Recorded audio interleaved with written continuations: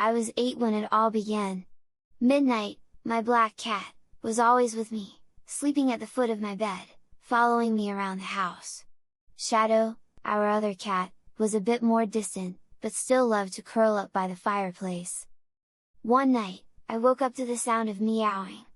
It wasn't midnight, because she was curled up right next to me, fast asleep. The sound was coming from outside. I looked out the window, and there, in the garden, I saw a dark shape moving. It looked like midnight, but how could she be outside and inside at the same time? The meowing grew louder, more desperate, like something was calling for me. I shook Midnight awake, but she just yawned and settled back down, completely unaware of the sound that was getting louder and louder. When I told my parents the next morning, they shrugged it off. "Cats wander sometimes," my dad said, sipping his coffee. "You probably just heard a stray." But I knew Midnight's voice. I knew it wasn't just a stray. Days went by, and the strange meowing continued. One morning, Midnight didn't come to breakfast. I searched the house, calling her name, but she was gone. My heart raced as I checked every room, but there was no sign of her. I told my parents, but again, they didn't seem worried.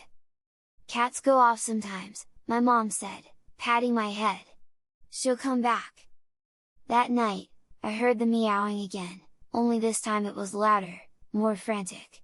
I ran to the window and saw her, Midnight, sitting at the edge of the garden, staring up at me. I ran outside, but she wasn't there.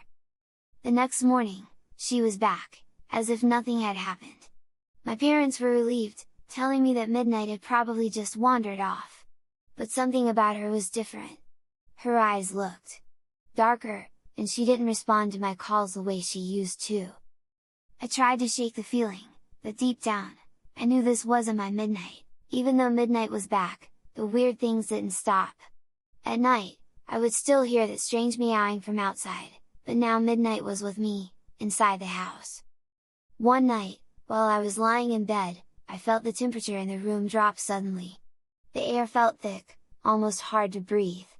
Then I saw it, a shadow in the corner of my room. It wasn't shaped like any shadow I'd seen before. It was tall, long-limbed, and its movements were jerky, unnatural. I blinked, and the shadow was gone. I told my parents the next day, but they just laughed it off, saying I'd been dreaming. They didn't understand. They didn't see what I saw. And then came the growls, low, guttural sounds from the corners of the house at night. I knew something was in the house, watching us. I couldn't ignore it anymore. Something was wrong with Midnight. She barely ate, and when she looked at me, her eyes seemed empty, like she wasn't really seeing me. One evening, I went outside to clear my head. The garden felt eerie in the dim light of dusk. That's when I saw something half buried in the dirt, near the edge of the yard. I walked closer, my heart pounding, and began digging through the soil. What I found made me freeze. It was Midnight. My real Midnight. Her body was cold, matted with dirt, and she had clearly been dead for days. My hands trembled as I realized the awful truth. The Midnight in my house wasn't Midnight. Whatever was living in my house wasn't my cat. That night, I stayed up, waiting for whatever was pretending to be Midnight to show itself. Sure enough, just after midnight, I heard the sound of soft paws padding across the floor. Midnight, or rather, the thing that looked like her, walked into the living room. But this time, I wasn't fooled. I watched as her fur seemed to ripple, like something underneath was shifting, trying to break free.